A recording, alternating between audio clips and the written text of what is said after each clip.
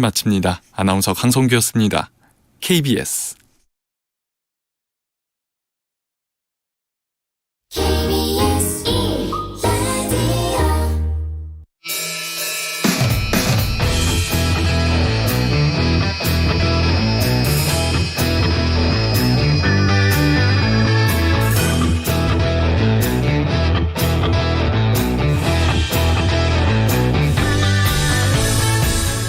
주말 시사의 중심, 정관용의 시사본부.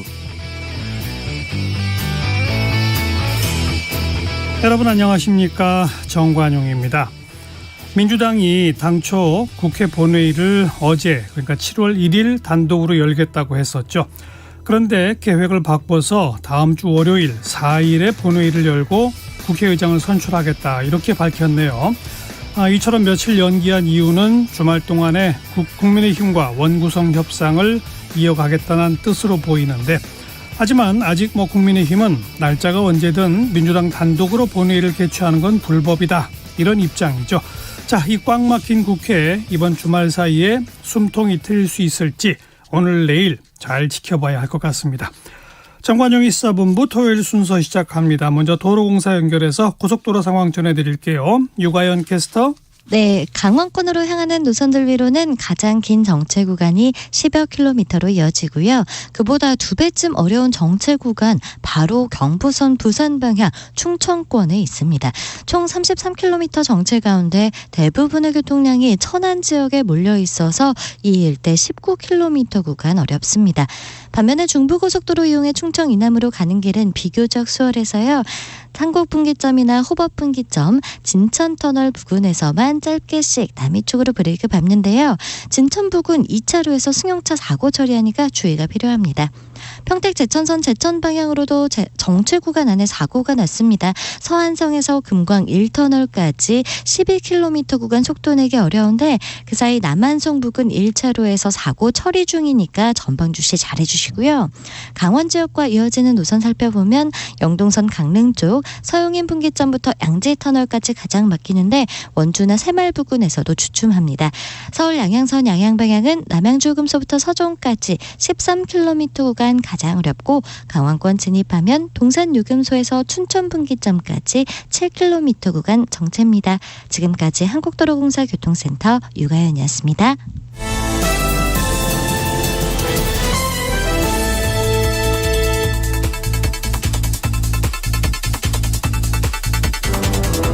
주간 뉴스 브리핑. 토요일 주간 뉴스 브리핑은 중앙일보 윤성민 기자와 함께하고 있죠. 윤 기자, 어서 오십시오. 예, 안녕하세요. 윤 대통령 어제 이 3박 5일간의 나토 정상회의 참석 마치고 귀국했죠. 대통령 취임 후에 첫 해외 순방이었는데 어떤 성과를 좀 눈여겨보면 될까요? 예, 한미일 안보 협력의 복원을 가장 중요한 성과라고 평가할 수 있을 것 같습니다. 예. 그 현지 시간으로 지난 29일 스페인 마드리드에서 한미일 정상회의가 열렸습니다. 4년 9개월 만에 열린 3국 정상회의인데 3국이 북핵에 대해서 공동으로 대응하겠다라는 의지를 확인을 했습니다. 백악관은 회담 후에 보도자료를 내고 역사적인 3국 정상회담이다, 이렇게 평가를 했고요. 예. 그리고 한일 관계 회복의 가능성이 생겼다라는 점도 성과라고 볼 수 있을 것 같습니다. 윤 대통령은 이번 순방에서 기시다 일본 총리와 4차례 짧은 대화를 했거든요.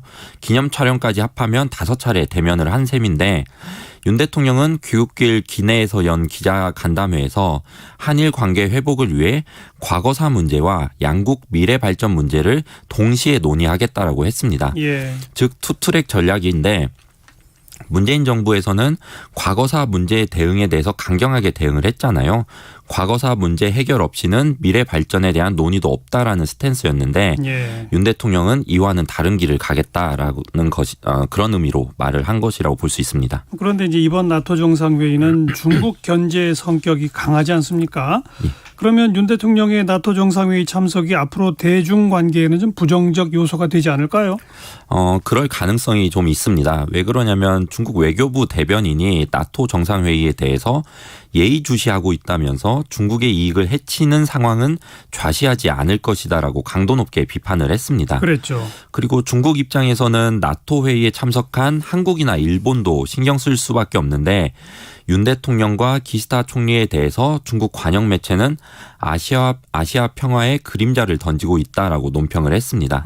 향후 경제 보복의 가능성도 거론되고 있고요. 그런데 이번 순방 자체가 중국 경제에 대한 한국의 의존도를 낮추자는 목적도 있습니다. 예. 한국은 안보는 미국과 동맹을 맺고 있지만 경제는 중국과 더 관련이 높잖아요.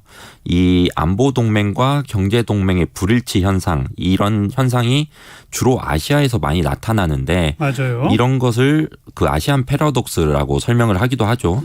이런 안보와 경제의 동맹 불일치가 사드 배치 때 그 경제 보복과 같은 현상으로 나타나기도 했었습니다. 그랬죠. 그러다 보니까 중국 경제 의존도를 낮출 필요가 있다라는 지적이 있었는데 이번에 그래서 윤 대통령이 중국의 대안시장으로서 유럽에서 원전이나 방산 등에 대해서 세일즈 외교에 더 공을 들인 겁니다. 그렇군요. 자, 그런데 과거 사례를 보면 대통령이 해외 순방 가면 언론의 주목을 받기 때문에 그 효과로 지지율이 반짝 오르고 그러지 않습니까? 예. 근데 이번 순방은 지지율엔 별로 효과가 없어요. 예, 지지율이 오히려 떨어지고 있습니다. 그러니까요. 부정평가가 긍정평가를 뛰어넘는 순간 이것을 데드크로스라고 하죠. 예. 이미 몇 개 여론조사에서도 데드크로스가 나왔고 한국갤럽이 어제 발표를 했는데 지난달 28, 29일 조사를 한 결과를 발표했는데요. 이 여론조사에서도 긍정평가는 43%, 부정평가가 42%로 거의 똑같게 그러니까 데드크로스에 거의 근접한 상태로 나왔습니다. 특히 6일 지방선거 이후에 3주 연속 하락세고요. 예. 문제는 앞으로도 딱히 호재가 없다라는 점이 더 큰 문제입니다. 우선 가장 큰 게 경제죠. 물가, 금리, 환율 모두 뛰고 있고요. 가계부채 위험도 커진 상황입니다. 지지율에 직접 영향을 주는 게 민생인데 이 경제 때문에 경제 상황이 안 좋다 보니까 민생이 안 좋아질 가능성이 높은 상황이고 이게 지지율 하락을 더 가속화시킬 수 있다라는 이 분석도 나옵니다. 예. 그리고 또 눈여겨볼 부분이 한국갤럽 조사 같은 경우에는 부정평가 이유를 묻거든요. 근데 가장 높았던 게 18%가 답한 인사 문제였습니다. 예.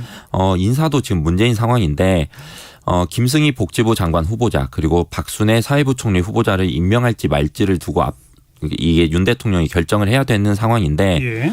둘 다 정치자금법 위반 그리고 음주운전 의혹 이런 의혹 각종 의혹들이 많거든요. 네. 그래서 이 문제를 어떻게 처리하냐를 두고도 그 지지율에 이 출렁일 것으로 보입니다. 이 복지부하고 사회부 총리 자리는 한번 낙마하고 재차 임명한 건데 또 문제 아닙니까? 예. 지금 여권에서도 좀 분위기가 안 좋다면서요? 예, 우선 김승희 후보자는 임명 안 할 가능성이 좀 높아진 분위기입니다. 아하. 그러니까 지난 수요일로 국회의 인사청문 경과 보고서 재송부 기한은 만료가 됐습니다. 그러니까 이 의미가 뭐냐면 인사청문회를 못 열었지만 그러니까 원구성 문제 때문에 인사청문회를 못 열었죠. 그럼에도 불구하고 윤 대통령이 임명은 할 수 있는 상황이 된 거라는 의미인데요. 예. 그런데 국민의힘 의원들을 좀 취재해보면 선관위가 김 후보자를 검찰에 수사 의뢰한 뒤로 분위기가 갑자기 바뀌었습니다. 그러니까 선관위가 그 정치 후원금 등 정치 자금을 렌터카 매입비 등으로 사적으로 썼다는 혐의로 김 후보자를 수사 의뢰한 건데 그렇죠. 국민의힘 의원들의 얘기를 들어보면 언제 피의자로 전환될지 모르는 상황에서 장관 자리에 앉히는 건 적절치 않다라는 의견들이 갑자기 많아졌어요. 예. 그리고 적어도 김승희 후보자 그리고 박순애 후보자 둘 중 한 명, 그러니까 모두 두 명 다 임명하기는 힘들다는 분위기가 많고요. 어제 그 성일종 국민의힘 정책위 의장도 라디오에 출연해서 그 김승희 후보자가 정치 자금을 사적으로 썼다는 의혹에 대해서 어쨌든 적절치 않다라고 좀 강도 높게 말을 했고요. 네. 그리고 임명을 강행하는 것에 대해서 야당이 공격을 많이 할 거다라면서 정치적 부담이 크다는 점도 우회적으로 언급을 했습니다. 그리고 좀 취재를 해보니까 대통령실에서도 김승희 후보자는 강행이 힘들다라는 분위기가 있다고 합니다. 예. 그리고 특히 대통령 지지율이 떨어지는 상황에서 강행하는 거는 부담이 크다는 점이 많이 고려되고 있다고 하고요. 그렇겠죠. 어제 윤 대통령 귀국하는 현장에 이준석 대표가 참석을 했어요. 출근길에는 참석하지 않았는데 이번에는 공항에 나간 거 어떻게 봐야 합니까? 당대표실에 물어보니까 저번 출국 때는 일정이 있어서 못 갔다고 설명은 하더라고요. 근데 이번에는 일정이 없었고 그래서 나갔다는 건데 당시에 그러니까 출국 때는 대통령실에서 사실 아무도 부르지 않긴 했습니다. 예. 권성동 원내대표가 자진해서 간 거기도 하고 어쨌든 이 대표가 어젠 공항에 나갔는데 윤 대통령 앞에서 활짝 웃는 모습이 사진으로 찍히기도 했습니다. 이 대표의 그 공항 마중에 대해서 아직도 윤 대통령, 그러니까 아직도 이 대표가 윤 대통령과 연결고리가 살아있다. 이것을 보여주려는 의도라는 해석이 나오고 있는데요. 하하. 이번 주는 사실 이 대표에겐 위기의 한 주였다고 볼 수 있죠. 박성민 당대표 비서실장이 사퇴를 했죠. 예. 예, 박 실장은 친윤으로 분류가 되는데 그가 그만뒀다는 거는 윤핵관들이 이 대표를 고립시키기 위한 본격적인 움직임이 시작됐다는 의미로 해석이 됐거든요. 그랬죠. 그 이 대표 본인도 어제 JTBC에 출연을 해서 박 실장 사퇴의 배경에 대해서 그 윤심이 깔린 거 아니냐라는 이런 질문을 받고 자기도 그런 것 같다 인정한다라고 말을 했어요. 그러니까 이 대표가 사실 구석에 몰리는 상황인 건데 이런 상황에서 이 대표가 권력의 최정점인 윤 대통령을 만나러 간 겁니다. 그러니까 나 자신이 그 윤심과 멀어지지 않았다. 이걸 보여주려는 것 아니냐라는 해석이 나오는 상황입니다. 그 국민의힘 윤리위원회의 그 이 대표 징계 결정 며칠 안 남았죠? 예, 다음 주 목요일입니다. 7일에 열리는데요. 예. 이 대표에겐 정치 인생에서 운명의 한 주가 될 것이라는 관측들이 많습니다. 윤리위는 이 대표의 소명을 들은 뒤에 징계를 결정할 예정인데 당원권 정지라는 중징계 이상 결정이 내려지면 이 대표는 대표직에서 물러나야 하고요. 권력의 핵심에서 멀어질 수밖에 없습니다. 그리고 경고 수준의 경징계가 나오면 대표직은 유지할 수 있지만 리더십에 상처를 입기 때문에 당대표로서 권한이 계속 흔들리게 되는 상황이 되고요. 그렇겠죠. 예, 당은 어떤 결과가 나오더라도 혼란 상황이 좀 있을 것으로 보입니다. 중징계 결정이 나오면 이 대표가 반발할 가능성이 높고요. 국민의힘 관계자들 얘기를 들어보면 이 대표가 중징계를 받으면 분명히 방송에 계속 나와서 윤리위 그리고 윤핵관 그리고 당 전체를 공격할 텐데 그게 감당이 되겠냐. 당 지지율 바로 떨어질 거다. 이렇게 말하는 사람들이 꽤 있어요. 예. 그리고 경징계 이하 결정이 나와도 문제인데 이 대표가 당대표직을 유지하면서 윤핵관과의 그 갈등 상황이 계속 될 거거든요. 이것도 또 좀 논란이 될 것으로 예상이 됩니다. 네. 이제 민주당 쪽으로 가서 민주당 전당대회 앞두고 이제 세대 교체론이 부각되면서 벌써 출마 선언이 이어지고 있죠? 예, 맞습니다. 누구입니까? 강박이라고 하는데요. 강박. 예. 강훈식, 강병원, 박용진 의원이 출마 선언을 했습니다. 예. 민주당에서 90년대 학번, 70년대 생, 그래서 97세대라고 하는데 이 세대의 대표 정치인이 강박이라고 하거든요. 그러니까 강훈식, 강병원, 박용진, 박주민 의원인데 예. 이 중 박주민 의원을 제외한 3명이 출마를 선언한 겁니다. 친문으로 분류되는 전해철 의원과 홍영표 의원은 불출마를 이미 선언을 했죠. 그래서 앞으로 전당대회는 이재명 의원 대 97세대의 대결로 치러지게 될 가능성이 높습니다.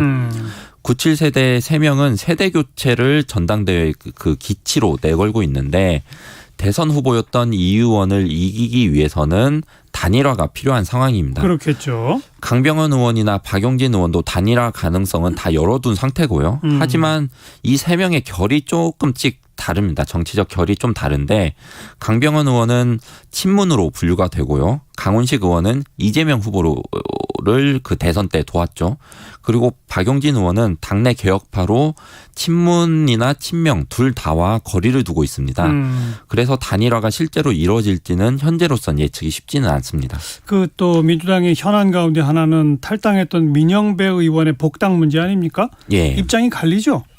예, 97세대 정치인들은 복당 반대라고 명확하게 말을 하고 있고 민영배 의원이 소속이었던 그 철험회 회원들은 복당에 찬성한다 이렇게 밝히고 있습니다. 그렇죠. 좀 앞선 상황을 좀 설명을 드리면 민영배 의원은 이른바 검수완박 법안 처리를 앞두고 그 민주당을 탈당을 해서 자발적으로 무소속이 됐습니다. 예. 당시 국민의힘이 검수완박 법안에 대해 이 반대를 했잖아요. 그때 그 안건 조정위를 신청을 했는데 이를 무력화하기 위해서 민영배 의원이 사실상 민주당이지만 탈당해서 무소속으로 안건 조정위에 참여를 했던 겁니다. 맞아요. 그래서 그 결과 안건 조정위가 그 국민의힘이 반대했는데도 하루 만에 그냥 법안이 통과가 됐어요. 그랬죠. 그 당시에도 꼼수 탈당 이런 여론의 비판이 컸거든요. 그런데 검수완박 법안 처리됐으니까 민영배 의원이 이제 다시 민주당에 들어가겠다라고 하는 거예요. 예.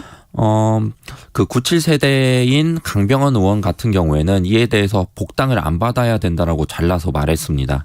위장 꼼수, 그 위장 탈당 이런 것은 민주주의 규범을 깨트리는 일이다라고 강도 높게 비판을 했고요. 박용진 의원도 전형적인 내로남불이라고 비판을 했습니다. 예. 반면에 그 민영배 의원이 속해 있던 철험회 회원 중에 그 장경태 의원 같은 경우에는 민영배 의원의 복당은 제자리로 바로잡는 절차다라고 하면서 복당을 옹호를 했어요. 근데 우상호 비대위원장은 복당 가능성에 대해서 가능성 없다라고 말한 상황이거든요. 지도부가 복당을 거부하긴 했지만 전당대회를 앞두고 그 민영배 의원의 복당 문제는 이 논쟁 사안이 될 가능성이 높은 상황입니다. 복당하더라도 시간은 훨씬 더 걸리겠네요. 예. 그리고 이 문재인 정부 때 그 서해 피격 공무원 이른바 월북 논란, 지금 여당 쪽에서 계속 이 논란을 제기하고 있지 않습니까? 예. 그동안의 진전 상황은 어때요? 계속 지금 전 정부를 겨냥을 하고 있는데요. 예. 국민의힘 피격 공무원 진상조사 TF는 현장 시뮬레이션을 해봤다면서 정부와 군이 잘 대처했다면 충분히 피격 공무원을 살릴 수 있었다라고 어제 말을 했습니다. 이런 식으로 이런 주장을 계속하면서 문재인 정부의 책임론을 계속 제기하고 있는 상황이고요. 예. 그리고 피격 공무원 그 유족들도 전 정부 그리고 지금 민주당을 계속 좀 문제를 제기하고 있는 상황인데 유족들은 민주당이 월북을 인정하라고 회유했다 이런 의혹을 제기했습니다. 예. 그리고 피격 공무원의 형은 문 대통령에게 대통령 기록물을 스스로 봉인 해제하라라고 요구를 했고요. 그러면서 국민의힘은 그 이번 주에 이번 사건의 진실을 규명할 수 있도록 국정조사 특위를 구성하자라는 카드를 꺼냈습니다. 예. 그러면서 야당을 압박하는 건데 국민의힘은 국정조사 특위를 구성하면 대통령 지정 기록물도 공개할 수 있고 특위 차원에서 특별정보 그러니까 SI죠. 그 SI 비공개 열람도 가능하다라고 주장을 하고 있습니다. 그런데 반면 민주당은 국정조사 요구에 대해서 정치 공세다라면서 특정 사건 하나로 특위를 연 전례가 없다라고 하면서 반대를 하고 있는 상황입니다. 네.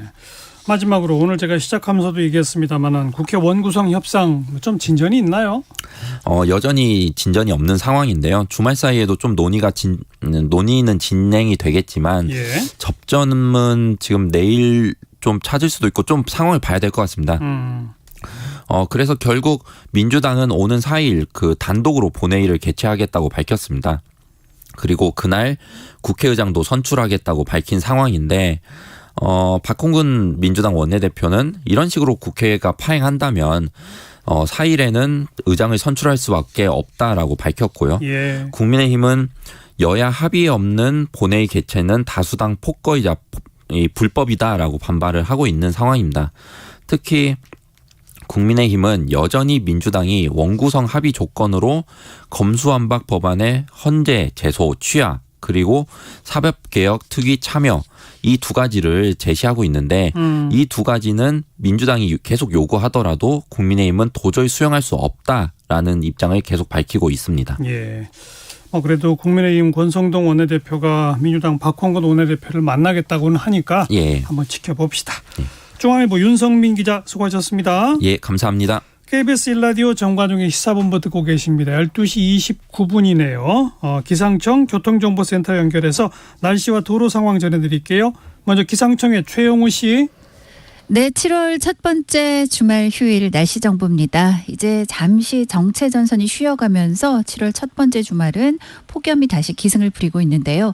오늘도 이미 33도 안팎까지 기온이 오른 곳이 많습니다. 일부 남부지방은 34, 5도 선을 기록하고 있는데 당분간 폭염특보가 유지되겠고요.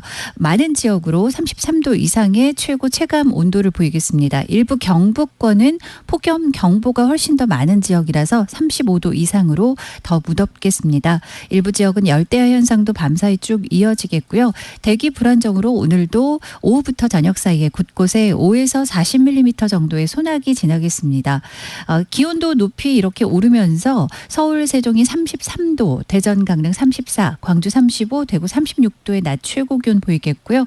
내일과 모레도 거의 엇비슷한 기온이 이어지겠습니다. 게다가 이제 다가오는 한 주간에는 다시금 정체 전선이 활성화하면서 전국적으로 쭉 비 예보가 들어있는데요. 특히 제4호 태풍 에어리가 북상 중인데 월요일쯤에는 서귀포 남쪽 부근 해상에 근접하겠습니다. 이 때문에 태풍과 또 발달하는 정체 전선의 영향으로 모레 밤부터 제주는 태풍 영향권에 들며 많은 비 예보가 들어있고요. 다음 주 초반 이렇게 제주나 남해안을 중심으로 많은 비가 복합적인 원인에 의해서 내릴 가능성이 있으니까 더 주의를 하셔야 되겠습니다. 현재 서울 기온 32도입니다.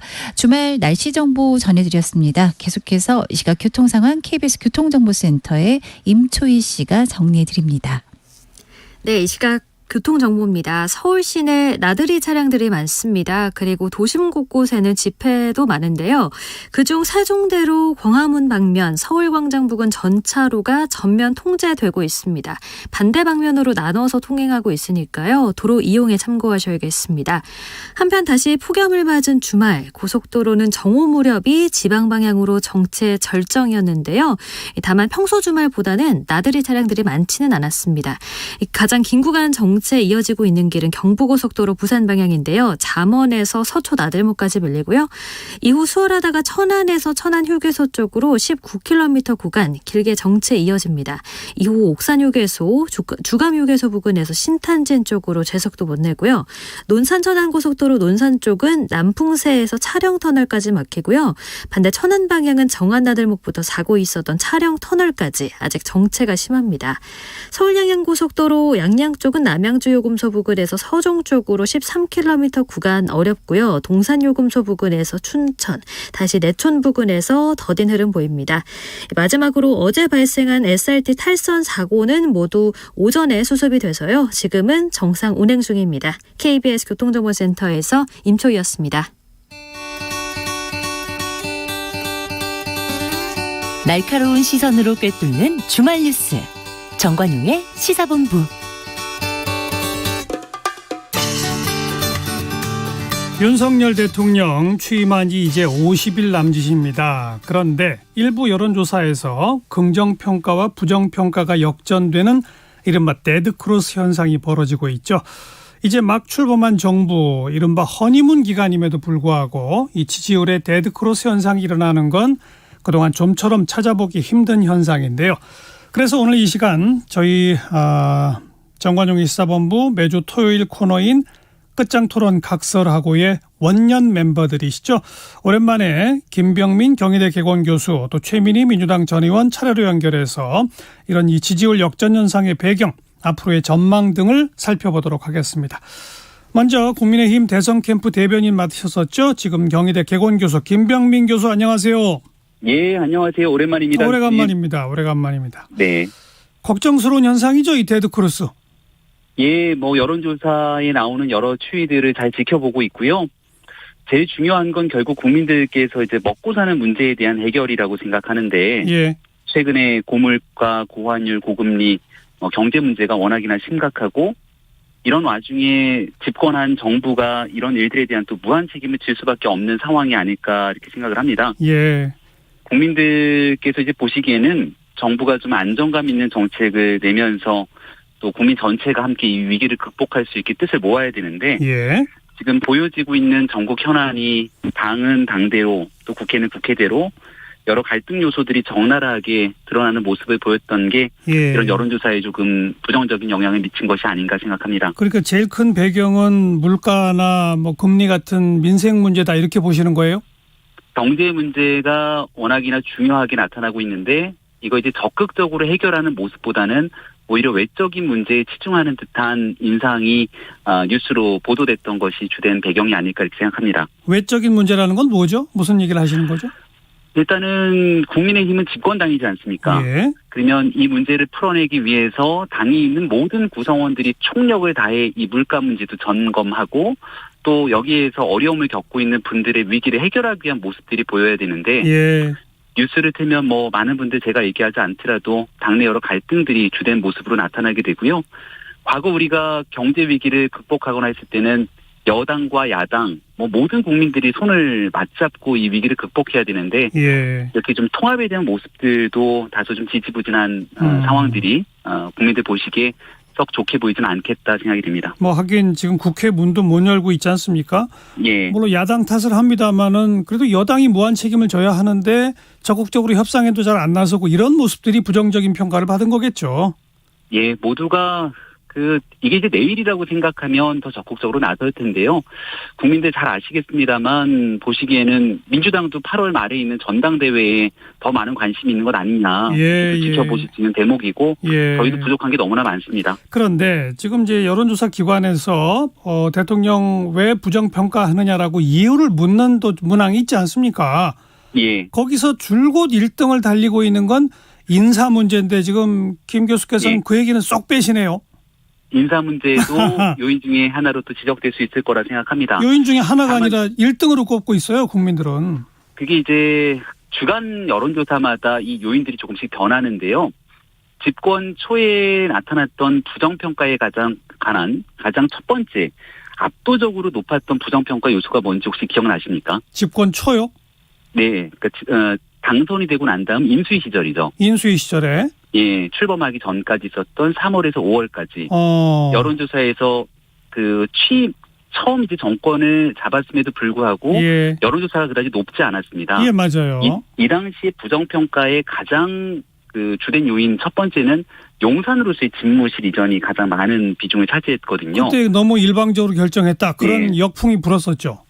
이제 또 막상 5월 10일 취임을 하고 용산시대가 열리고 나니까 이런 부정평가 요소에서의 용산 문제는 뒤로 내려가고 오히려 소통에 대해서 긍정평가의 요소로 작용이 되기도 합니다.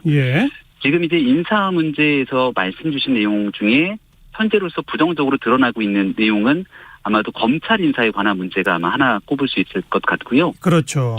두 번째는 이제 아직 청문회조차 거치지 못하고 있는 2명의 후보자가 현재 대기 중인 상황인데 안 좋은 뉴스들이 또 거듭 나오다 보니까 이런 일들이 함께 복합적인 요인으로 작용된 게 아닌가 싶은데 제가 앞서 용산 얘기를 꺼냈던 이유는 또 그 문제를 잘 극복해서 더 좋은 모습들을 보여주게 되면 이게 지금 현재로서는 안 좋은 요인으로 꼽히지만 또 바뀔 수 있는 여지들도 얼마든지 있다고 생각합니다. 근데 방금 먼저 언급하신 검찰 인사 부분에 대해서 검찰 내부 인사도 지금 논란입니다. 검찰총장은 아예 뭐 아직 정해지지도 않았는데 법무장관이 검찰총장 역할까지 다 해서 인사를 막 계속 하고 있다. 이것도 지적이고 또 하나는 요소 요직마다 너무 검찰 출신 인사만 쓰는 거 아니냐. 이 두 가지가 합쳐지면서 현 정부가 검찰 정권이라고 보십니까? 이렇게 물어보면 다수가 그렇다라고 답을 하거든요. 이건 어떻게 생각하세요? 그러니까 검찰 출신의 첫 번째 대통령이지 않겠습니까? 그래서 이제 선거가 이루어졌던 대통령 선거 때부터 예견된 비판일 수도 있다는 생각이 첫 번째로 들고요.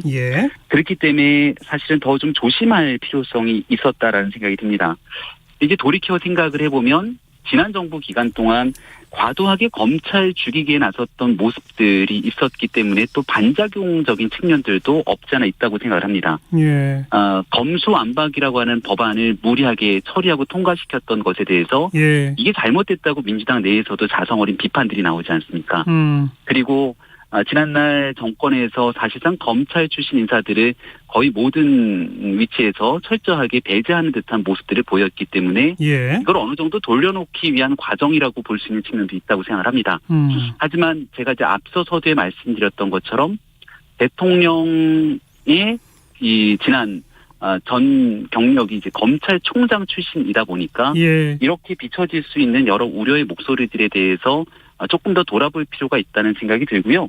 앞으로 이제 많은 수사들이 또 진행이 될 수 있을 텐데 그렇죠. 훌륭한 수사, 또 반드시 해야 되는 수사, 국민을 위한 수사가 진행되더라도 이런 정치적 레토릭이나 프레임에 갇혀버리게 되는 순간 공익적인 목적들이 퇴색될 수 있는 터라 이제 검찰총장 인선도 좀 빠르게 진행이 돼야 될 것 같고 예. 추가적으로 이런 비판들이 나오지 않도록 많은 일들의 추가적인 인선 등에 대해서도 고심하고 지켜볼 대목이라고 생각합니다. 예. 그런데 아무튼 대선 기간 동안에는 뭐 당시 이재명 후보 쪽이건 윤석열 후보 쪽이건 일체 수사를 진행하지 않더니 대선 끝나고 취임한 후에는 이재명 후보 쪽 또 뭐 산업부 이른바 블랙리스트 쪽 이쪽에 대해서는 뭐 수사가 대대적으로 진행되고 있는 이 모습, 이거에 대해서도 비판 여론이 있는 거 아니겠습니까? 이재명 후보 측에 대한 수사는 아마 경찰에서 일부 수사가 그러니까 검경 합해서 말이죠. 네, 예. 몇 가지가 있는 것 같고 검찰의 수사 같은 경우는 뭐 산업부 블랙리스트를 비롯해서 전 정권의 환경부 장관의 블랙리스트 문제 때문에 구속이 됐는데 그 뒤로 윗선에 관한 수사 혹은 같은 방식의 블랙리스트 등에 대한 추가 수사들이 이루어지지 않았고 예. 오히려 수사를 했던 검사들이 좌천이 되는 경우들을 지켜보지 않았습니까? 예. 제가 앞서 설명드린 것처럼 해야 되는 형평성 있거나 반드시 해야 되는 수사들이 진행이 될 수도 있을 텐데 이런 모든 일들을 말 그대로 전 정권에 대한 정치 보복 프레임 등에 갇힐 수 있는 우려들이 있다고도 생각을 합니다. 그렇죠. 그래서 이런 프레임과 우려에 갇히지 않으면서도 있는 죄가 있는데 그 죄를 덮는 건 더 큰 범죄라고 저는 생각을 하거든요. 네. 그래서 그런 일들에 대한 정치적인 고려 없이 수사가 진행될 수 있구나라는 국민적 공감대 형성이 매우 중요하기 때문에 예. 이 일에 대해서 차분하게 또 국민들에게 이해를 구해가는 그런 수사 과정들이 필요하다고 봅니다. 역풍 불지 않게 차분하게 수사 과연 가능할지 지켜봐야 되겠고요. 네. 또 하나는 뭐 요즘 그 러시아의 우크라이나 침공 때문에 국제적 분위기가 조금 바뀌긴 했습니다만 그래도 얼마 전까지 전 세계적 추세는 원전 비중 줄이기 쪽 분위기가 분명히 있지 않았었습니까? 그런데 지금 문재인 정부의 이른바 탈원전 정책을 윤 대통령이 직접 나서서 바보짓이다라는 식으로까지 너무 폄하하는 거 아니냐. 사실 그 방향이 옳긴 하지만 우리 경제 여건을 고려해서 이제는 우리 원전도 좀 다시 생각해야 한다 정도로 하는 게 옳은 거 아니냐라는 지적에 대해서 어떻게 보세요? 원전 문제만큼은 윤석열 대통령이 후보 시절부터 지금까지 초재일과 거의 저는 같은 모습을 보여주고 있다 이렇게 생각을 하고요. 소신이다. 소신. 윤석열 대통령의 정치 출마 선언 이후로 예. 나타났던 메시지가 거의 같을 겁니다. 그래요. 오히려 민주당 입장에서 정권 초기 내놨던 탈원전의 목소리가 나중에는 탈원전이라는 표현을 쓰기를 꺼려했고 예. 그다음 대통령 선거 때는 감원전이라고 하는 용어가 등장하는가 하면 예. 나중에는 지난 정권의 탈원전 정책에 대해서도 다소 잘못된 것처럼 언급하는 표현들까지 나왔습니다. 예. 그래서 지금 이거는 우크라이나 전쟁으로 인한 에너지 문제도 있습니다만 더 중요한 건 전 세계적으로 탈탄소를 위해 나아가고 있는 기후변화 문제와도 맥이 닿아 있거든요. 당연하죠. 원전에 대한 안전성 강화하기 위한 노력은 말할 것도 없이 중요한 일입니다만은 현재 재생에너지 등으로 이 석탄 화력 발전에 대한 기존의 에너지를 다 대체할 수는 없는 상황이기 때문에 알겠습니다. 이 기후변화 대응에 대해서 꼭 필요한 일이라고 생각합니다. 네. 여기까지 오늘 말씀드릴게요. 경희대학교 김병민 개공교수 고맙습니다. 네, 고맙습니다. 자, 이번에는 민주당의 미디어 특보단장 지내셨었죠? 민주당 최민희 전 의원 안녕하세요. 안녕하세요. 최민희입니다. 오래간만입니다. 네. 예. 자, 윤 대통령의 지지율 데드크로스 어떻게 보고 계세요? 왜 이렇게 됐다고 보세요? 첫째 인사 실패고요. 그리고 검찰 독재 국가라는 우려가 있었는데 그것이 현실화되는 데 대한 국민들의 걱정이 반영된 것입니다. 그리고 이것만이 아니고 더 중요한 건 지금 세계적 위기에 직면해 있는데 그 위기에 대해서 근본적인 대책이 없다라는 식의 발언. 예. 그리고 세계적 추세를 거스르는 듯한 발언. 그리고 도대체 대한민국을 어디로 이끌려고 하는지 모르겠다. 이런 불안이 가중된 것이고요. 또 무엇보다 그 정적 제거로 보일 수 있는 정치 보복적 수사가 검경에 의해서 자행되고 있는 점, 그리고 이 수사에 있어서의 내로남불도 큰 요인입니다. 예를 들면 김건희 여사의 도이치모터스 주가 조작 의혹 사건 같은 경우는 예. 제대로 수사도 하지 않고 덮어버리는가 하면 예. 또 그다음에 이미 본인이 인정했던 경력, 학력, 위조 문제에 관해서는 예. 지금 뭐 제대로 수사도 하고 있지 않기 때문에 예. 국민들 보시기엔 공정하던 윤석열 대통령의 검사 시절 모습이 예. 사라지고 이제는 오직 내로남불만이 남았다는 우려가 큰 것 같습니다. 아이고, 막 폭포수처럼 쏟아내시네요. 한 7가지를 지적하셨어요. 첫 번째 뭐 인사 문제는 조금 아까도 지적했으니까 방금 네. 검찰 독재라는 표현까지 쓰셨는데 그 우려가 현실화된다? 정말 검찰 독재라고까지 표현할 수 있을까요? 저는 그 선거 시기에도 대통령도 검사 출신, 뭐 그 검사 출신이 대통령이 되고 나면 아마 주요 요직에 검사 출신을 앉히게 되고 예. 그러면 검찰 중심의 국가 운영, 이게 검찰 독재 국가 우려가 예. 크다라고 지적해 왔고요. 예. 우선 가장 문제는 한동훈 법무부 장관을 임명하고 한동훈 법무부 장관에게 공직 인사 검증까지 맡김으로써 예. 저는 그 우려를 크게 했다고 생각하고요. 그리고 금융감독 원장을 검사로 임명한 것은 매우 예. 상징적인 것이다. 예. 그래서 검사적 마인드로 정부 운영을 하고 있다. 이런 의혹이 크다고 봅니다. 그걸 그런데 검찰 독재라고까지 말할 수 있어요? 독재라는 건 뭐 반대를 전부 다 없애고 독단적으로 모든 걸 결정한다끔 돼야 되는 거 아닙니까? 너무 물론 너무 예, 검찰 독재란- 인사가 많다, 검찰 출신이 많다, 요 정도는 모르겠습니다만. 네, 뭐 표현이 과하다? 저는 그걸 검찰 독재 국가로 표현한 것인데요. 사실은 군부 독재 때 군부가 중심이 돼서 다른 권부를 장악해서 국가를 운영한 게 핵심이잖아요. 그랬죠, 예. 네, 지금은 검사 출신들이 중심이 되어서 권부를 운영하고 있다는 뜻에서 저는 검찰 독재 국가라는 그래요? 표현을 쓴 것입니다. 근데 과하다는 지적은 네, 생각해 보겠습니다. 야당 쪽에서 일부 동의합니다. 그러니까 야당 쪽에서 너무 또 과도한 비판을 하면 역풍이 불거든요. 이게 역풍이 불 정도일까도 생각해 보겠습니다. 알겠습니다. 그리고 이제 지금 경제 위기에 대해서 뭐 근본적 대책이 없다는 식으로 임했다. 뭐 이건 뭐 좋습니다만. 그리고 도대체 대한민국을 어디로 이끌어 가려는지 모르겠다 이렇게 언급하셨잖아요. 네. 근데 보면 안보적인 면에서 한미일 공조를 더 굳건히 한다. 경제에서는 기업의 자유를 더 확대하는 쪽으로 가겠다. 선명하게 밝힌 거 아닙니까?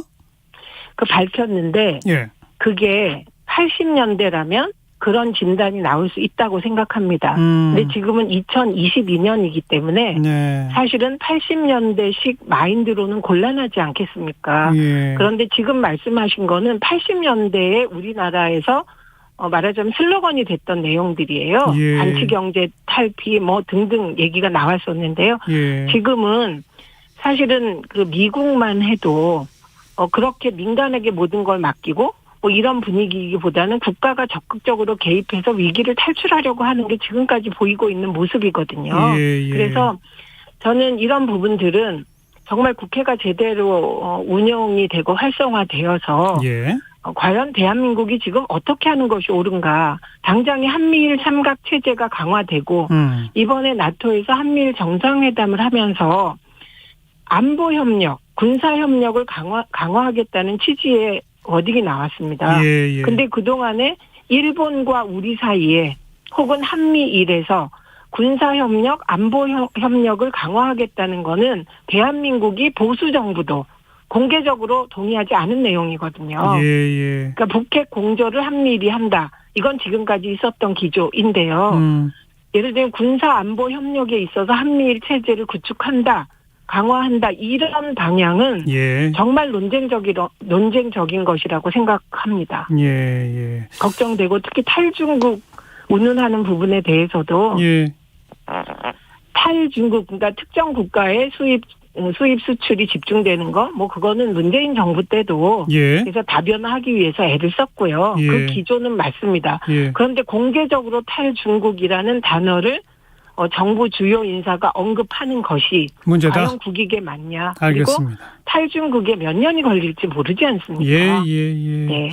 뭐 타당한 지적이시긴 합니다만 또 한편 네. 생각해 보면 지금 미중 패권 경쟁이 지속되고 있는 상황에다가 러시아가 우크라이나를 침공하면서 이른바 이 국제적인 분탕질을 치는 바람에 전 세계가 약간의 신냉전 구도 비슷하게 양쪽 진영으로 결속하는 움직임, 이런 네. 국제적 추세 속에서는 좀 불가피한 측면도 있는 거 아닙니까? 한미일 공조 강화라는 게.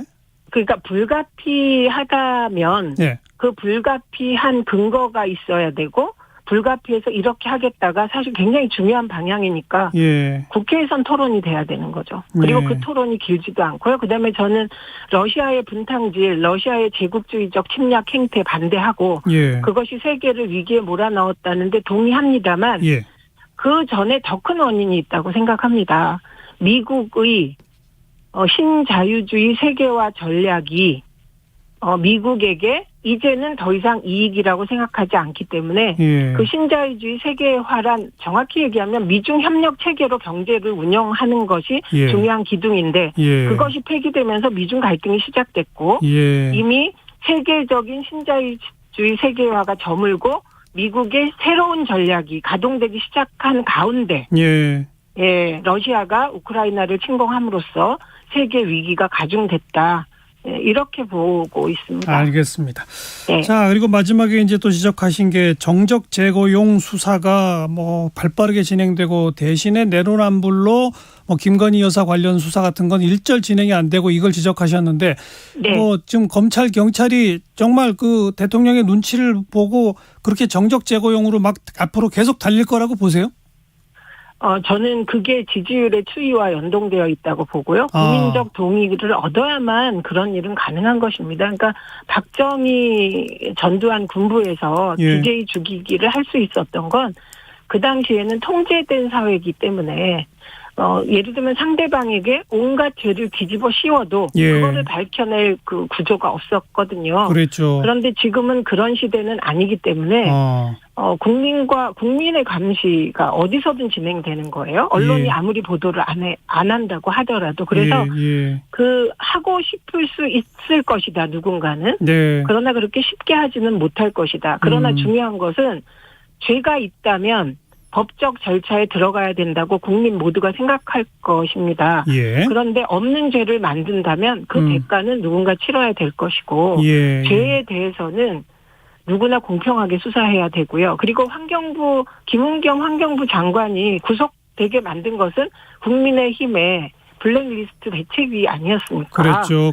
그랬던 국민의힘이 한상혁 당통위원장을 공개적으로 물러나라고 압박하는 것은 이건 또 무슨 내로남불입니까? 예. 하지만 정치인은 또 그런 얘기 할 수 있다 이런 얘기도 있어요. 그건 사법 처리 대상이 아니다 이런 논리도 있어요.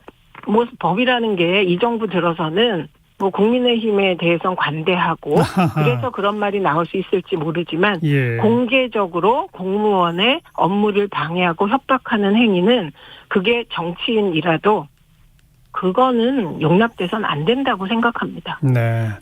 자, 이제 이렇게 그 지지율이 데드크로스 보일 정도로 정부가 출범 초부터 조금 흔들러리면 야당이 제대로 잘 대응해서 민주당의 지지도가 쭉쭉 올라가야 할 텐데 민주당 지지도는 계속 답보 상태예요. 그 이유는 이재명 당대표 출마하느냐 마느냐를 두고 계속 내부적으로 싸우기 때문이라고 보여지는데 이거 어떻게 생각하세요? 일단 민주당 지지율이 사실은 상승하고 있고 일부 조사에서는 지지율이 바뀌었다는 조사도 나오고 있습니다만 그건 극히 예외적인 경우더라고요. 네, 대체로는 차이가 아직 좀 많이 있죠. 예. 제가 보기에는 예. 민주당은 6월 1일 지방선거 참패 이후 내 탓이요보다는 남 탓을 하면서 네. 당권 경쟁에 들어간 것으로 보입니다. 그리고 그러니까요. 그것이 국민들로 하여금 그러니까요. 그것도 특히 민주당의 오랜 충성적 지지자들로 하여금 민주당에 대해서 굉장히 우려하게 만든 그런 상황이라고 생각합니다. 그러니까요. 네. 이게 그럼 언제 뭐 결국은 전당대회 끝나고 나서야 달라집니까?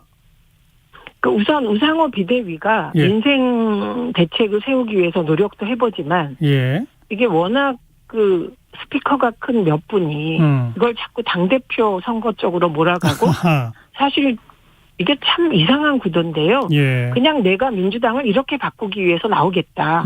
이재명 의원은 왜 나오느냐라고 물어야 되는 거거든요. 예, 나오는 예. 이유를 대라. 그런데 그게 아니라 나도 안 나갈 테니 당신도 나오지 마라. 내가 할 테니 너는 하지 마라.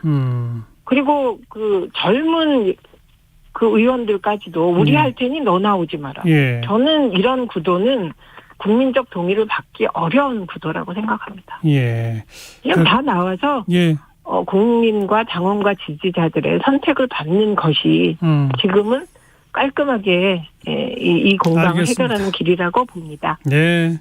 나갈 사람, 나가고 싶은 사람은 다 나와서 그리고 그냥 공정하게 경쟁하는 게 옳다. 그냥 그 말씀이군요. 네. 여기까지 듣겠습니다. 고맙습니다. 고맙습니다. 민주당의 최민희 전 의원까지 이야기 들어봤습니다. 정관용의 시사본부 1부 마치겠습니다. 잠시 후 1시에 다시 2부에서 뵙죠.